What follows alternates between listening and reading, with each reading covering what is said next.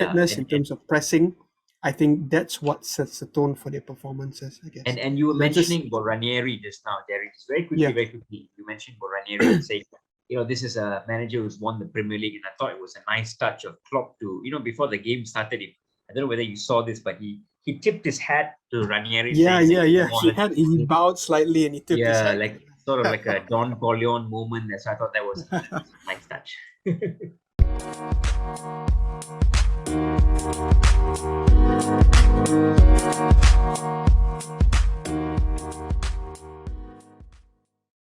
Hello and welcome to another recording of the Al and Jerry Football Podcast with me, Jerry, and my buddy Al. What's up, guys? How you all doing? Hope everybody's fine. Nice to We've be had back after 1 week. 1 week felt so quiet, felt so drab, felt so like something was missing. Yeah. Definitely. And Premier League is back with a bang. Yeah. Lots of saves, lots of spills, lots of shocks, and also definitely lots of goals as well. Yeah. Could see Vardy was having a little bit of a party. Not like the parties he used to throw that time. This one was more of a, sort of a 12 o'clock party. Yeah. We could say that Man United were allowing him to have the party. I think they were the ones setting up the tents and blowing candles and yeah. They were part organizers of the party. They were part organizers. Yeah, I think Harry Maguire brought the cake. Yeah, Leicester clearly the hosts on that day, and they played the role of the host quite well. But yeah, it's nice to be back. This is why we love doing. Myself, we love doing what we do because on weeks where there's no football and we go back to our lives, but it's just a nice thing to do for us to to get into, to bond, and to basically bring you all the news and all sort of talking points of the weekend, knowing the Premier League and the amount of talking points. So I guess we'll start with the first game of the weekend. So Liverpool visitors to Watford at Vicarage Road. Obviously, the biggest talking point for the game was the fact that it was Ranieri's first game as Watford manager. So, well, he's obviously he has had a good record. I don't think you can fault that. Definitely, him being that title-winning manager with Leicester. What an achievement! Obviously, him winning the league at Leicester. I bet nobody saw that coming.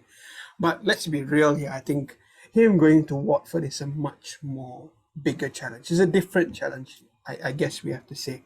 Yeah, I think definitely. Watford is a club which are on that sort of the bottom half of the Premier League, and it's all about them staying up. I think their challenge every season from now it's going to be trying to stay in the Premier League. With the players that they have, they definitely have, I think, a squad there that can challenge to stay in the Premier League. Yeah. But definitely it is going to be a big challenge for him, and it'll just be another indicator of his abilities and everything. Obviously that game, Al, wow, what a game. Mo Salah back at it again. It looks like 5-star performance by Liverpool, obviously with the 5 goals. Roberto Firmino with a hat-trick, Mane with the goal to open the game, and Salah with the goal to sort of conclude that game there.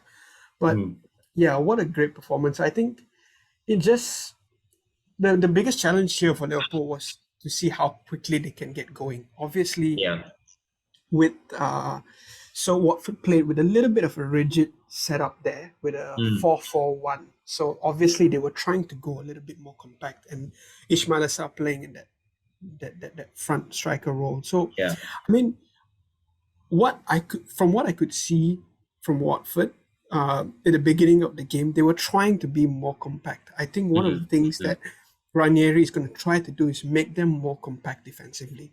So if he can make them more compact, that will give them a footing to attack more, right?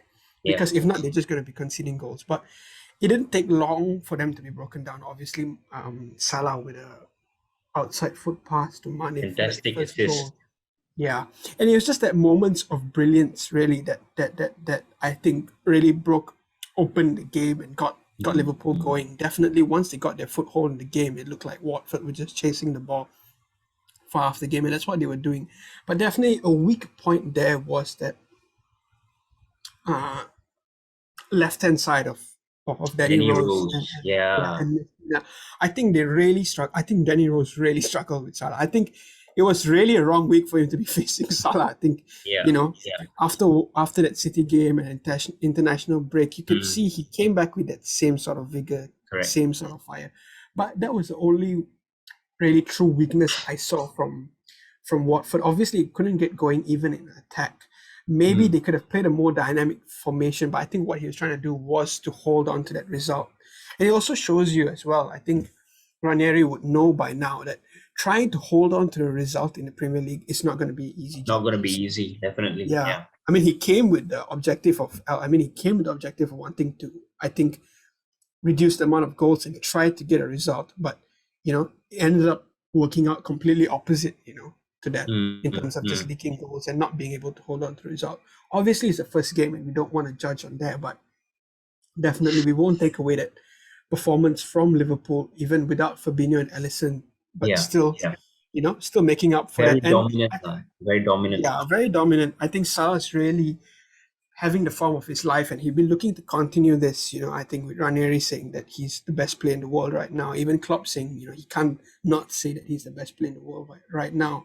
But that front three really works together as a unit, and Mm, I think they wouldn't be scoring those goals and making that impact if they didn't work as a unit. I mean, yeah. in terms of obviously Roberto Firmino with 3 goals there, and it just shows his role as getting those tap-ins. You need the Mm, players there to get those tap-ins. If the correct. players aren't in those positions, they're not going to get the goals, basically. you Mm, know and I definitely see one of the major things I saw in that game was, I mean, the front three with the attacking powers, they were also defending in terms of their pressing. mm, And I think, mm, El, don't you think that's a very important thing? I'm just going to end this. Not much to say. Really good performance mm, by Liverpool. But don't you think, I mean, in England with the pressing game that's going on now, and really with that world-class level of performances from every team, mm. not just in England, I think it's really important in a pressing system like that the front three start the pressing from the front, and they show the energy so that it protects the back four in that way. And with players like Mane and Firmino, they're going to press a little bit more than Salah does. But Yeah. you really see it does make a difference, Al, when your front three itself start the defensive game. Mm. They bring the pressing to the center backs and prevent the team from playing out. And that just makes everybody a lot more comfortable. How crucial is that pressing, from the front three? Not Now, just by getting the goals and everything, but also the defensive, you know, defensive football, back. football is a team game at the end of the day, Jerry.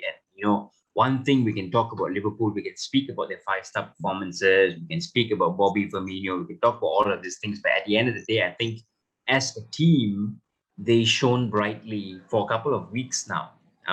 Mo Salah, of course, fantastic, right? I mean, we cannot sing enough praises of this man. I think he is at the moment on current form the best player in the world.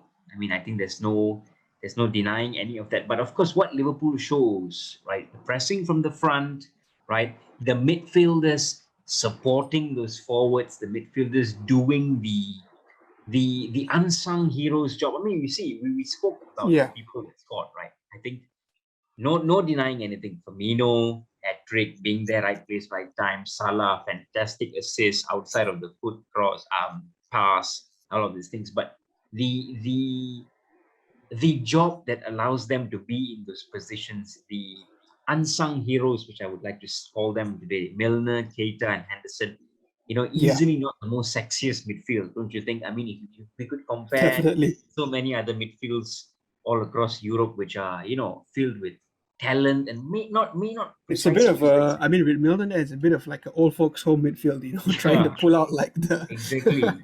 But I think what they do so effectively well is that they create that form of space for your Firmino, Mane, and Salah to be playing in the front.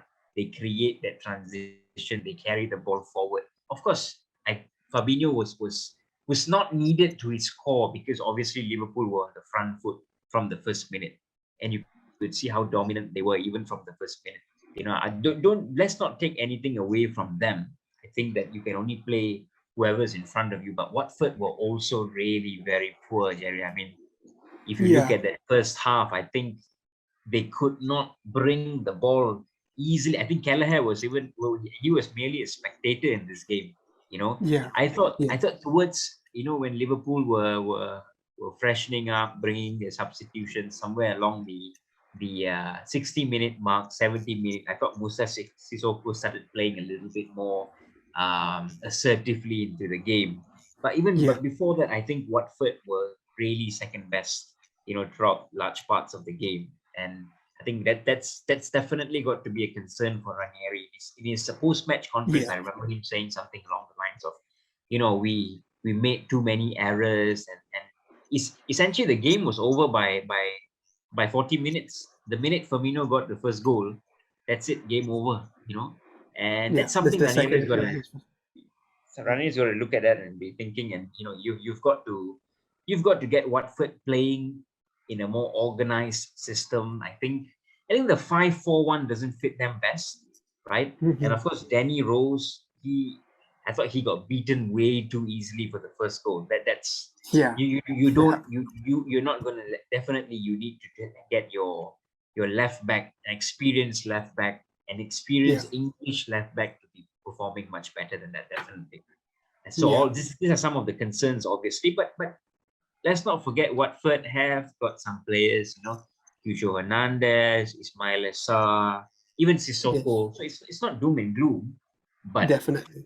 on the whole of a performance, I thought Liverpool were very much untouchable from the get-go, and Yeah. it showed 5-star performance at the end of the day.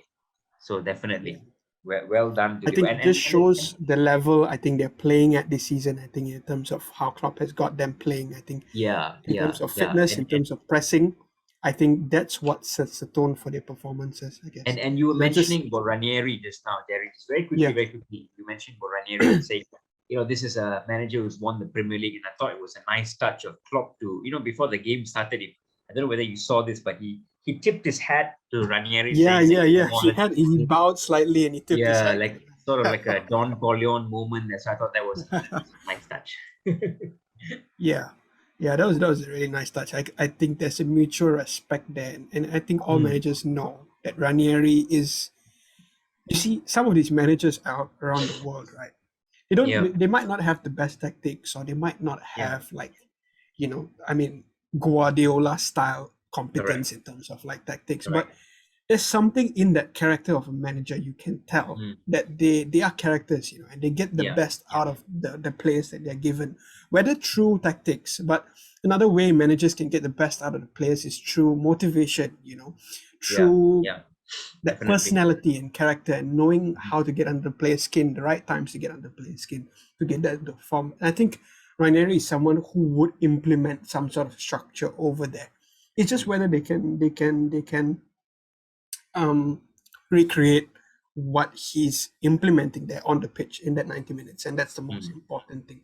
But definitely, I think Liverpool 5-star performance, and even with Firmino, it's good to see him back. It's just exactly what that front line needs sometimes to get those easy goals. Yeah, I yeah. mean, his goals on that day was all about awareness and being in the right position at the right time, controlling his run, knowing when to press, and yeah, I think he's basically set the tone for Jota. I think I mean, Jota Definitely. had a good Yeah, start to that, but he's like, I can get you 3 goals a game and very easy goals in that. you yeah, know. So I yeah. guess it's a good problem for Klopp to have, and yeah, Yeah. looking to see where they can kick off, I guess, from that performance. But moving on from 5-star performance by Liverpool, Al, what can you tell me about the other high-scoring game this week? Are we talking about Leicester City and Vardy, Manchester yeah, United? Yeah, well, definitely, definitely. What Vardy's a slight party, I guess. I mean, yeah. it took a while for Leicester to get going, but I guess. Do you When they think? Do you did, think? they really got going. Yeah, yeah. I mean, you could see the pressing from the start, but it Mm, really mm. took off with Tillemans' goal there. Do you think he meant that, Hal? Or do you think it was just a lucky break? I think he did. I think he You did. think he did, right? Yeah, I he think looked he like did. he I was think going for like a little bit of a bend, because yeah, one definitely. of the things But I noticed when players take shots out, just before we go into this analysis, right? When you go for a curve, right? A lot of players go for that right-sided curve. where it's moving away from that keeper, you know.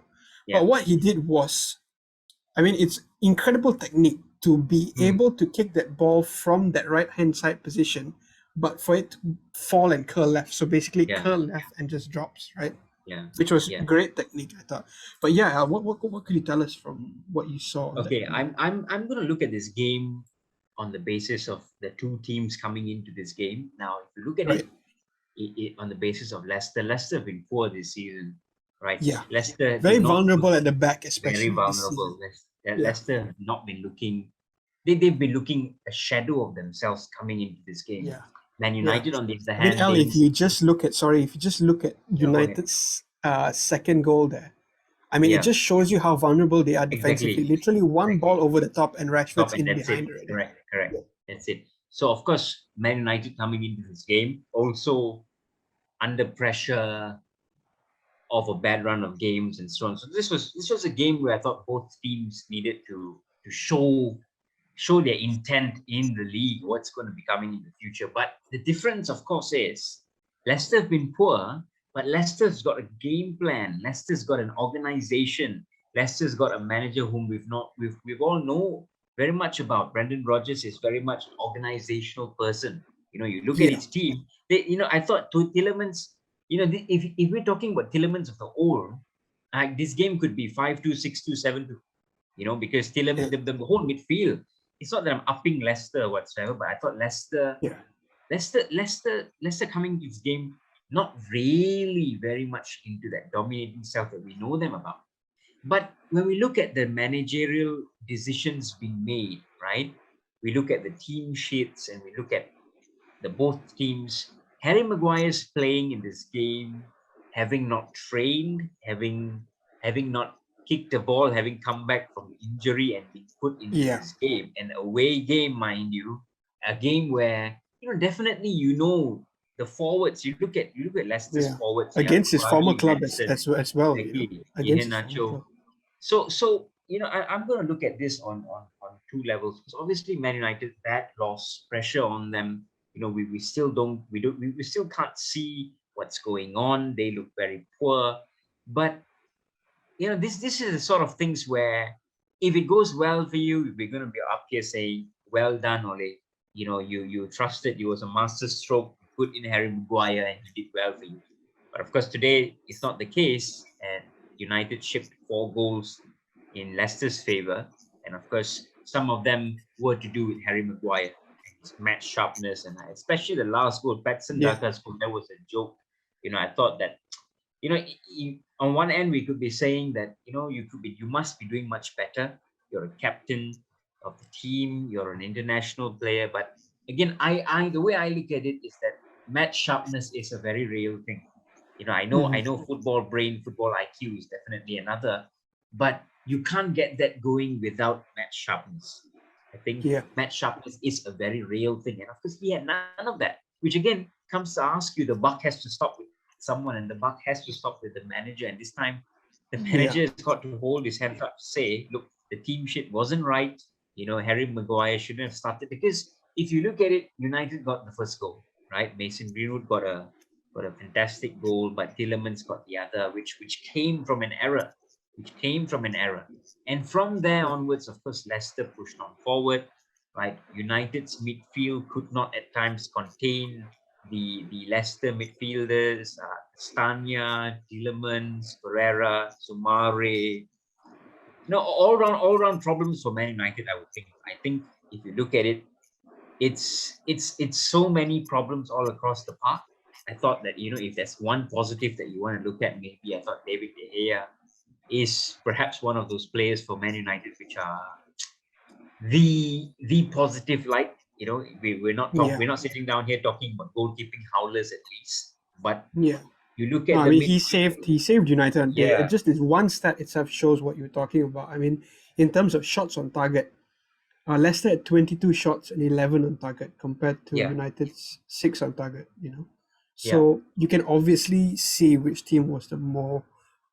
I mean, which team had more of a threat on that day itself? Yeah, definitely. So if you look at it, I think we mentioned just now about how players like Mane, players like your Firminos, Jotas, they complement what Mo Salah cannot give as 100% to the team, maybe in terms Yeah. of this idea of pressing, right? Now, Mo Salah is a guy who presses at the end of the day. I do see him pressing, maybe not as intense as the others, but you've got a team which is trying to implement the style of pressing, but you've got a forward in the name of Cristiano Ronaldo who does zero amounts of pressing or very little amounts of pressing. So of course Yeah. you are essentially taken out of the game because of your world-class number 9, which of course in my opinion is not a total doom and gloom, but then, of course, your Bruno Fernandes's, your Paul Pogba's, your Jadon Sancho's, your Matic, all of these other players, they've got to make up for lost ground, which obviously didn't happen. This is the main problem that I see. I look at Jadon Sancho and I thought that I'm not gonna say that he had a bad game, because there's so many times where he's on the far end, he's on the far wing of the pitch, and he wants to put a ball in the box. But there's nothing, there's literally nobody for him to cross to. It's not like you have an Erling Haaland in the box. So of course, all of these things comes back to your coaching. It comes back to the management. It comes back to all of these sort of things. We see how well drilled teams like, let's not even talk about your cities in Liverpool. Let's talk about teams like Brentford. Let's talk about teams like West Brighton, Ham. West Ham, Graham Potter, all of these managers who are really implementing systems. You can see it. I With a know lack of resources as well, exactly. I know what Brentford are. I know what their style is. But when I look at Man United, I don't know what their style is. I think Yeah. it comes to a point where now obviously the spotlight is on the manager, and this show, we're not talking about managers, we're not falling for people's heads, but the buck has to stop somewhere. So of course now the question mark is, what's going to take place? What are you going to do about it? Because something's got to Or be done. what are United going to do to get their season starting? Correct. Well, what are they going to do to well. get the season Yeah. starting? And this is definitely going to come back to the coaching, the management, all of these things, because Yeah. a lot of people are saying that the writings are on the wall, obviously, and Yeah. this is football, right? And if the writings are on the wall, then of course results are not going to go their way, and of course very soon we're going to see a change in management. But the way I see it is that if you're a Man United fan, and which I've seen most Man United fans saying, and if you look at this team, there's talent all around the park. You should be technically, on paper, if you look at this team, right, you'd be shocked to know that they lost 4-2 to Leicester City. Yes. If you really think On about paper, it. basically, on paper. On paper. So if you look at the team and if you look at the results, something doesn't match, which of course then we ask ourselves, is it the players? Is it the managers? I think the players are going to be responsible to a certain extent. But you picked out the best 11 that you already have. Varane was injured, obviously, but that's the best you can pick up, So and they were very unconvincing at best. They were slow. They were pressing with not much intent, and all of these problems. So of course, mounting issues. But what I'd say is, right, we usually associate the doctor with Valentino Rossi, but we've got another doctor in the form of Marcus Rashford. And I thought that he was very sharp. I thought that he was good. So of course that's also another positive that you can actually actually for him to come on and actually to beat the offside trap just in in a few seconds. That's impressive. Like he exposed the offside, what United had been trying to do for majority of that match. He exposed it in like a few minutes, and all it takes is a little bit of that awareness. I think also you could tell, I think he was a little bit pumped for the game. He'd have wanted to make a good comeback, but how long is that fire gonna last also? Correct. I mean, I just want to end at this point. I think let's be real here, guys. Ole did come in and do very good things. I think he implemented a very aggressive style of play, like this pressing and intense style of play, and you could see it very easily in Bruno Fernandes, how he had come in and become one of Ole's best players. I mean, top in terms of assists, in terms of chances created, in terms of so many things, in terms of creation in that sense, Mm, But mm. let's be real, we're not in the 80s anymore, Yeah, in terms yeah. of a manager can come in and take 5 years to get his system Mm, going, you know. We're at a point in the English Premier League now where literally year in, year out, a new team is emerging to be, you know, correct. to sort of improve. I mean, we see it with the Newcastle takeover, right? I Mm, think this would be a chance for United to show that they're not messing around, because I mean, right. world class managers out there are not, they come very few, it's not Yeah. something you can't go out and get a Guardiola and a Klopp Mm, or a Conte very easily, I mean, those specific names are there for a reason, mm, and mm. you see now with Newcastle's takeover, they're just going to become a challenger now, That's for right. the, especially I'm talking mostly in terms of financially, they're going to be able to go out there and pay any manager what they want, Mm, you know mm. and maybe this is an opportunity for United to just look and say, okay, in terms of managers, I think we just go out and get whatever manager there is. We've got Yeah. the team to do it. It's just whether, obviously, it's going to be a little bit unkind to Ollie, but I think in a few Mm, weeks, right, we will tend to look at it, a bit more logically in the fact that yeah. football nowadays, there's just no patience for anybody, Yeah. and it's But not like we're not bashing Ole here. I think Adam McCullough, what he said over the weekend, I think he was streaming the game with mm, True Geordie and a few of them, mm, and what he said was, he said he's not going to bash Ole. I think he'd yeah. come in and done a lot of good things, but at what point does he start to become? I mean, it starts to almost self-destruct all the good work that he has done. Mm, I think at what point do they just admit that they probably need to take this to the next level now, especially yeah. especially with the squad that they have. I think they have a squad prime, easy to win the league. If they just, Correct. Correct. if they just got the basics done right. I mean, in the next 2 years, I mean, Ronaldo's not going to stay there for 5 years. I think the Yeah. next 2 years are crucially important into getting the best out of him and Yeah. getting the No. best out of that squad right now. Cristiano is not coming to wait for an implementation of a system. Cristiano is coming Yeah, for yeah, now. he's just coming to play. Yeah, Yeah. exactly, to So perform that now at that's that level. Yeah, yeah. So that's a but you know what? Good point. I think Ole definitely he can hold his head up high because to me, I look at it and think he's the best manager post Ferguson. And right. Exactly. That's we're talking about some big names here, Mourinho, Van Gaal. I think the exactly, only what he's done is that he's exactly. really cleaned up a lot of mess. But it's now the next level, which is of course could be a case of, I can't handle this anymore. It's about taking it to the next level. Let's wait for the next guy to do it. And of course, that could be a possibility. Only the coming weeks will tell us more, I believe. Yeah, definitely. Because Yeah. you see, managers like David Moyes at West Ham, Hmm. Brendan Rodgers at Leicester, Leicester. yeah. Even with Wolves now, you can see immediately sort of the new manager coming in and how it, Hmm. like even for Leicester, it seemed like they were dropping off a bit there. I think they had Yeah. Craig Shakespeare, if I'm not mistaken, before Hmm. Craig Shakespeare, just after Ranieri got Hmm. sacked, Hmm. he took over for a short while there. But Yeah. immediately when Rodgers came, we were not talking about Leicester the way we were talking about them avoiding relegation. No? We were suddenly Yeah, talking about them being a definitely. top four team, Correct. Correct. and he had So changed the that in a very different, short yeah, space of time. But dimension is different altogether. yeah, exactly, Yeah. exactly. I mean, obviously you see that with Chelsea as well. I mean, for them Yeah. to go To from win the being Champions League. unconvincing, exactly, Yeah. to win the Champions Correct. League in that same season, Correct. it just shows Correct. the effect a manager has. I Correct. think it just gives the whole club some sort of fresh impetus to do Yeah. something.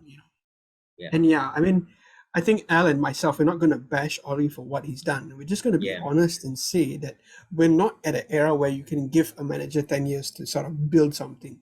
Yeah. Yeah. We're moving it. Modern times called for like really sort of Correct. quick solutions to problems, Mm.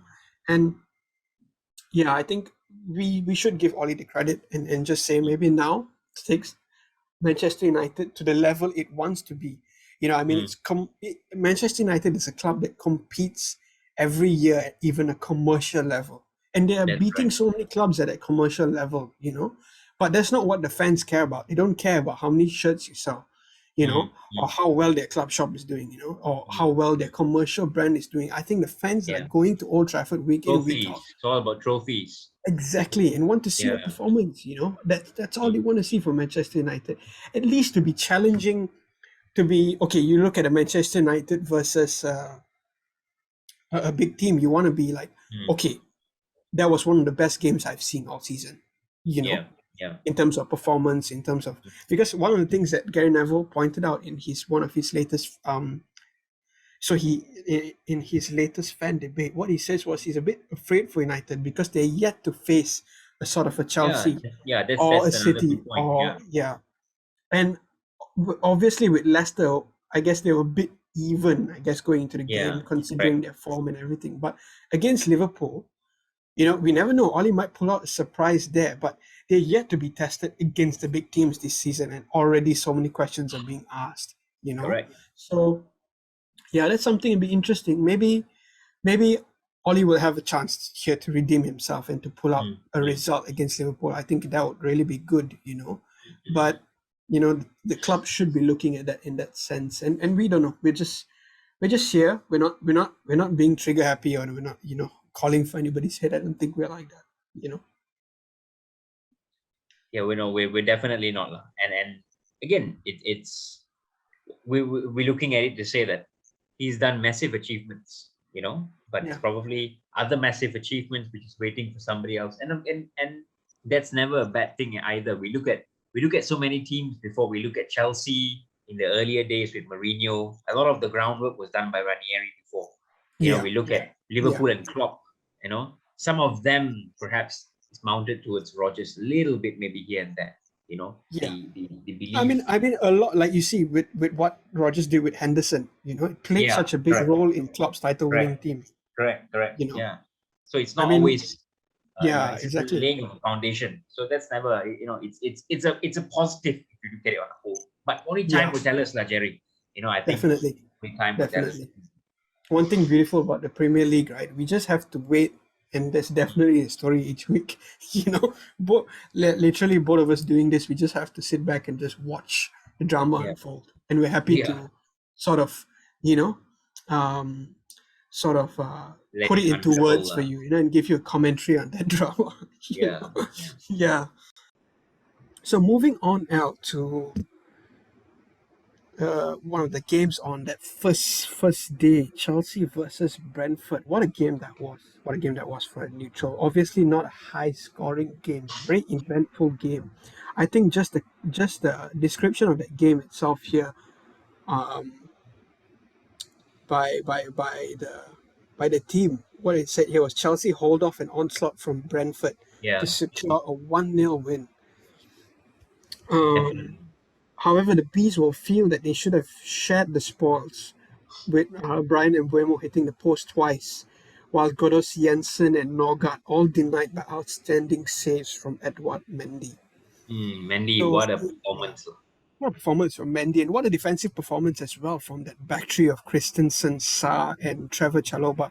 I mean, in terms of experience, hardly having any experience, and to deal with Brentford, away at Brentford especially.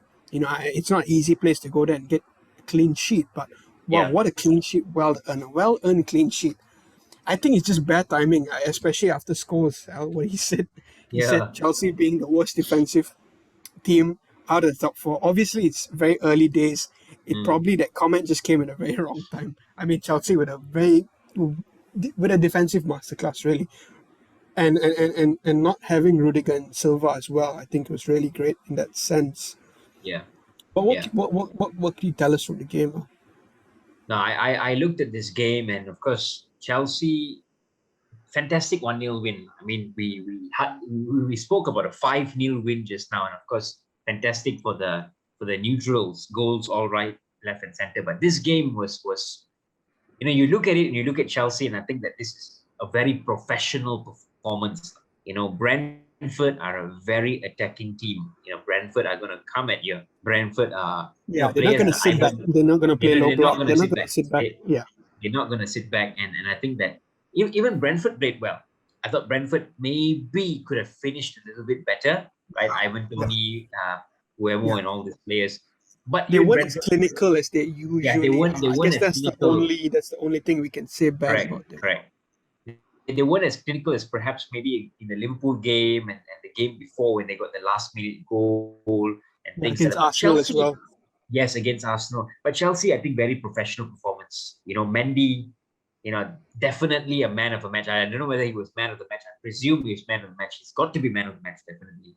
But Yeah, he was man of the match. what an amount of saves. It was like one after the other. There was a period of time, I think, after the 70th minute, where it was just non-stop knocking on the door, but Mendy just kept on just shutting the door, slam shut at Brentford's face, and I thought that was fantastic. That was when I don't know who took the bicycle kick, but it was a fantastic save by Mendy. I think it was, I don't know whether it was Ivan Tony. Toney, I think. Was it Yeah, Tony? Yeah, Ivan Tony. I think so. I think so. It was. Not Yeah. mistaken. So brilliant all round performance by the defenders and Mendy as well. Maybe some concerns in relation to the forward line. I thought Lukaku being pulled off very much showed that intent of Thomas Tuchel is the manager who you don't want to mess with, also no nonsense man. Yeah. And I think Lukaku. It's funny because we've mentioned it before. And I don't know where I read or heard this. There was this one time where Conte was commentating on the Juventus Chelsea game on Italian TV, and he said that Chelsea are not playing to Lukaku's strengths because Lukaku is a player who needs the service 24/7, because without that service, he's basically very limited. Right. Timo Werner, And on the other hand, he starts to, I guess, fade out from that correct, match if he's not correct, getting the service, basically. Yeah. correct. Timo Werner, on the other hand, he needs space to run to. This guy has got electric pace. There was this one time where he was on the right, and I think he beat one of the defenders. Was it Pinnock? I think just for pace, raw pace. But of course, Timo Werner finishing wise, definitely not as clinical. So the two of them are in a bubble where they've got two problems to sort out, and Thomas Tuchel is playing them together, which initially I thought was a very good idea. I thought that they would complement each other, sort of like Griezmann, Giroud sort of situation. Yeah. But it doesn't I mean, look. let's be real, Al. Their defense is outscoring their front two attackers. Correct. That's the concern. So Lukaku started off well, getting goals here and there, but it's dried up a little bit. And I don't know whether Chelsea are necessarily playing to his strengths as well. Because I the way I look at it is that Lukaku, having seen him at United, Everton, and Inter, where he done brilliantly with Martinez, I think you need to play to him, play to this guy's strengths. You need to be building the teams, around him, which Chelsea do not necessarily need to do, but have to if they want to get Lukaku to be scoring. Of course, now we're speaking about it in a different context. Chelsea won 1-0, brilliant defensive performance, but you're going to get the games where your opposition is going to be more clinical than your Brentfords and whatnot. And these are the games. I mean, Juventus Chelsea was a perfect example of that, right? Definitely was a perfect example of that, and you needed Lukaku to be firing. So I think that's the concern. A small little concern, because let's not forget, I think Chelsea is still top, right? Are they still top? Yes, they are top by 1 point. Yeah. So and they look very defensively solid. Like if correct. And that's the other thing. Yeah. They look very solid. On the day, definitely their performance has to be on point now. But from what we've seen, they look more solid defensively than potent. In their attack, Correct. Their defense is definitely won them more games this season than their attack has. I mean, with defenders like Marcos Alonso, Silva, Rudiger, and now with Chilwell getting goals, I mean, their defense is literally winning them games. Yeah, definitely. So that's of course the plus point for them, because the point at Anfield, the 3 points here, I think these are very valuable points that they've gotten, right? So of course there's definitely a big a big deal for Thomas Tuchel because Yeah. we know about Even this guy. against City, it was a 1-0, and City could have scored a lot more on that day if it Correct. wasn't for a little bit more sharp defending, you know. Correct. So of course, on that end of things, I think Chelsea's main concern is to get their big man to be firing in the front because Yeah. it looks bleak. I think on that end, I think that's the worry. But defensively, they look very sound. So of course, that's a positive. Right. But what a Right. game! I mean, fantastic Yeah. game all round. Yeah, maybe they need to be a little bit more quicker in their deliveries. I think their first time balls into the box, you know. Correct. I mean, that's what a striker loves, you know, like a first time ball into the box, like not defenders or wingers taking touches, too many touches and losing sort of that chance, you know. I think with someone like Lukaku, you need to be really sharp in your delivery. It can't be like sort of like just like nonchalant or like step sort over, of wait a bit. yeah, like half-hearted deliveries. You know, you need those first-time balls that are like 100% going to fall into his feet or fall at his head. You know, like I mean, that's initially what gets a striker and the team performing. Just those first-time balls into the box. I mean, that's what they need, I think. And they can because you remember definitely Azpilicueta and Morata some years back. It was more or less the same thing. You know, Azpilicueta was supplying to Morata a lot. So I think they can. Yeah. But I definitely think they missed Mason Mount's influence over the past few games. Correct. They've been missing Mason Mount for the past few games. And you see both the games he came on and the game changed immediately, even with Havertz as well. So he does have... The thing is, Tuchel has options, right? He has the privilege of having options. So let's say Lukaku and Werner doesn't work, he can switch things up and change it completely, you know. So that's really all up to Tuchel and how he gets the some rhythm in the attack, you know. And maybe he could have, you know, players like Mount and Havertz on the team with Lukaku so they can provide him with that service, you know. I think maybe with better service on the day, you could get more out of him. But you see, Al, I think we spoke about this with strikers, right? Strikers have the opportunity to win you the game single-handedly without having the service, without this, without that, but just having that one chance and taking those chances, you know? And I think that's what would benefit Chelsea and benefit Lukaku the best on those days where he's not getting the deliveries, you know, like what you mentioned with Conte there, but him still getting the goal, you know, whether it's a scrappy goal, whether it's sort of it's off the defender, whether it's very like sort of, you know, he anticipates the goal coming by scouring sort of the goal, you know, and constantly penetrating and putting the pressure there. I think it would work better for Chelsea and Lukaku if he could get the sloppy goals as well and not just have to over-rely on deliveries into the box, you know? Yeah, no, definitely. I think that's the concern that they should be looking at. Yeah.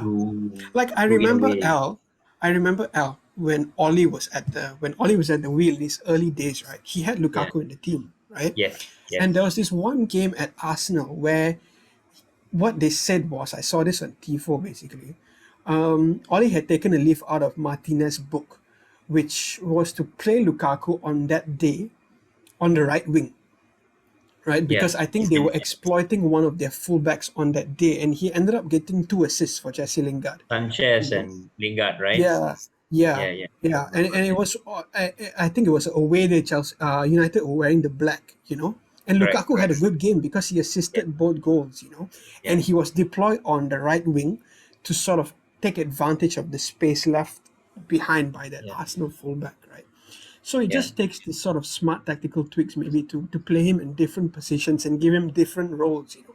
If not, he's going to lose that confidence as well, you know. Can you imagine playing so many games in that focal point, in that front attacking position and not being able to affect the team? Is definitely not going to help his morale, you know. So I think there's so many things Tuchel could do, really. And Al, I would still say, I mean, definitely with City and Liverpool's prowess there, Chelsea have the resources to go and get the league this year.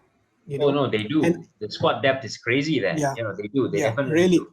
Really. And I would put them above Liverpool at this point. Yes, in correct. Just in terms in of, terms of definitely. Yeah. And in terms of their resources, it's just all about making the most out of that. And it'd be interesting to see that challenge for Tuchel this season, because Yeah. it's really all on him to get it out. Correct. And that's what we speak about when Al and I speak about in terms of managers. This is exactly what we speak about. You can either have an abundance of resources or have no resources at all, Yeah. but tactically, tactical prowess and just managers knowing when to make those right decisions and know when to make those really important calls is what eventually wins you performances on the Definitely. day. Yeah. Yeah. So moving on from this Chelsea game, it'll be interesting to see whether Chelsea can sort of, cement their status there at the top and try to get that league this year. So moving on, I guess we don't have much time, but just a quick run through of the other scores. Obviously, the other big scoring game was Newcastle and Spurs, especially after Newcastle's takeover. I think that was a big deal. Big news.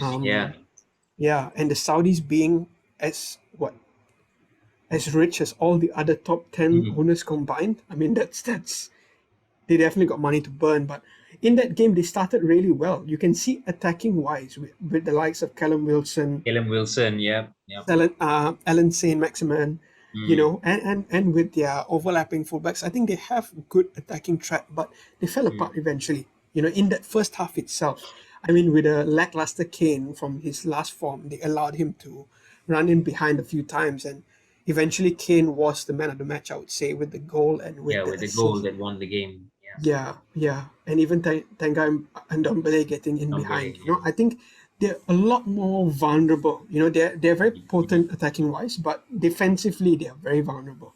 And that is, I think That's the Newcastle. concern. Yeah. Definitely, I think Newcastle will be looking to get a centre back in there so they can solidify that defense. But I think a lot more positive for Spurs on the day to see Kane and Son link up again. I think ultimately, that is what would be Spurs' saving grace or their most this whole season. their most dangerous threat would be that combination between Son and Kane, because you know what you're gonna get with Son and Kane. With Son you're gonna get mobility. With Kane you're gonna get those really sort of direct passes, or those chances created for Son. So a lot more positive, I guess, for Nuno and how quickly they responded to going a goal down. Moving on from that, I think another game was the West Ham and Everton game. You saw the game, right, Al? I think it was a very solid performance by West Ham. Really? West Ham, great away win with Ogbonna, right? Angelo Ogbonna with a header at the corner. So it was Pickford's mistake.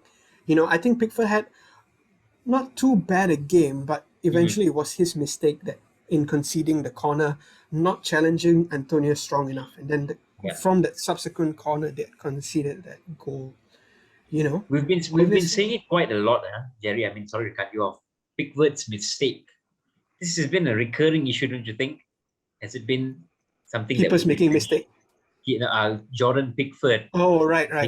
Yeah, it's been a big thing for Everton because basically I feel with Everton, he doesn't trust his centre backs, right? Correct. Yeah. With Michael Keane there, like you see, Yerry Mina didn't play in the day, so it was Ben Godfrey in the middle, right?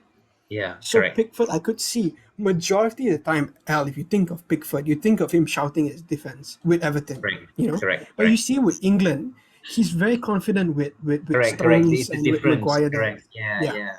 And I think as a keeper, half of your threat comes from, or half of sort of your influence on the game comes from how much you can influence that defense and how much you trust that defense, right? Correct. I don't think Ben Godfrey had a good game on that day, and Michael Keane looked a bit sloppy, on that day. So I think Pickford, to get the best out of him, he needs to be able to trust his defenders. He's not like a De Gea where he knows like he's going to be under threat, but he can still sort of, I mean, eventually I think that would become a thing. But I really like the look of West Ham this season. I mean, with Bowen, Fornals, and Benrahma and Antonio with that front four, right? And with Declan Rice and Souček playing that. They play an identical system to United. But we can see how that system works, right? because they play the Correct. 4-2-3-1, which what United plays with that double pivot. But you can see Rice and Souček how much That's right. influence they have How on the much? game. The difference to check and Rice place in the double pivot is way Yeah. more prominent. Correct. Yeah, and I think that's what United will be looking to recreate, Mm, because yeah. if you want to look at a 4-2-3-1 that's working now, I would look at West Ham ahead before I look at United. That's right. You That's know, right. I mean, you look and at I'm how not they taking anything. fought Yeah, Antonio. yeah, and Declan Rice, because he's so crucial defensively and stopping those counter attacks. But he's so industrious in terms of the way he looks for passes. He's very smart with his passes. He knows how to attack, when to drop deep and when to bomb forward. He's a very, very Correct. aware midfielder. And a lot of English teams should be looking at getting midfielders which are smart like this. Because They're I feel progressive and smart. on that day, I think on many days where their front line is not performing or their defense is vulnerable, Souček and Rice, just their combination wins you games. That's right. Yeah. Yeah. So moving on from that, I think that was another great game. The other game obviously was City against Burnley. Obviously, with City being the better team on the day, 71 possession to 29. Burnley's 29.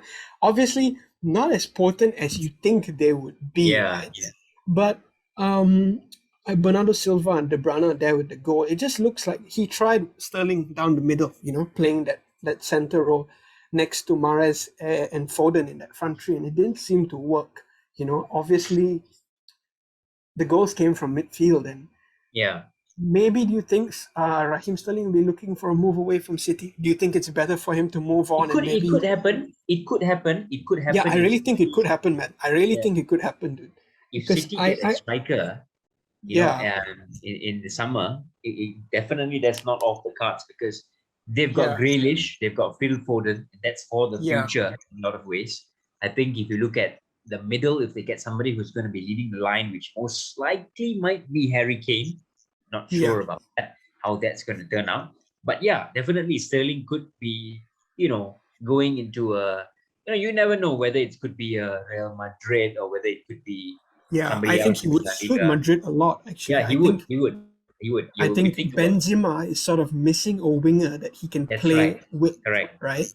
Correct. Definitely with Vinny Jr. there and a few of those players there, he has it. But Raheem Sterling is another level. You see what you can get out of him when he's performing at his top level, and it's something very few wingers out in the world can do that.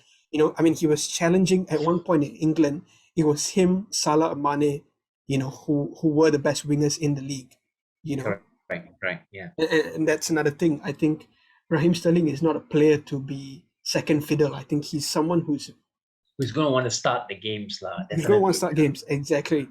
And he has a right to, because we saw what he did for England now. Yeah. More one of He those still has it. standouts. Yeah. And okay, so moving on from that, Brighton and Norwich with a 0-0 there, boring 0-0. Not much to get into there. Southampton with a 1-0 win against Leeds. I guess we'll end the recording with the Wolves hunting Aston Villa down at the last minute. What a game. Stealing the game at the death. Really, I think. Neves. Ruben Neves, extra time.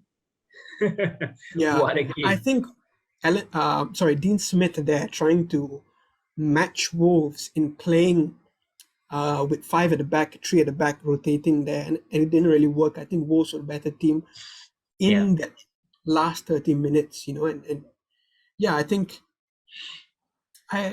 I don't know, I've been pleasantly surprised by Wolves manager Bruno Lage. No, I think they're on the up. No, I thought they started the season very well, but they just couldn't get the goal.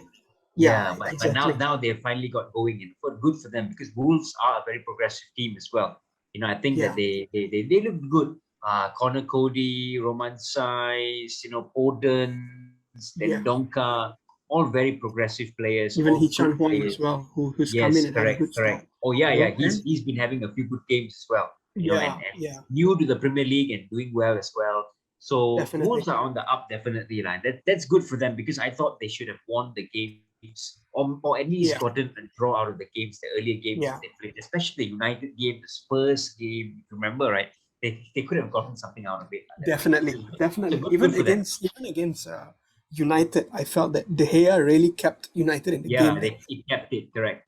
Yeah.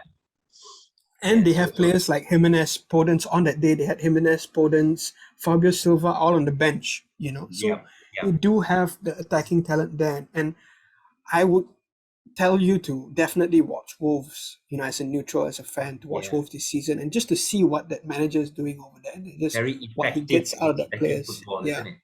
Yeah, so, correct. I guess that's all we have today at Al and Jerry Football Podcast for Matchweek 8. Al, we're already at Matchweek 8, man.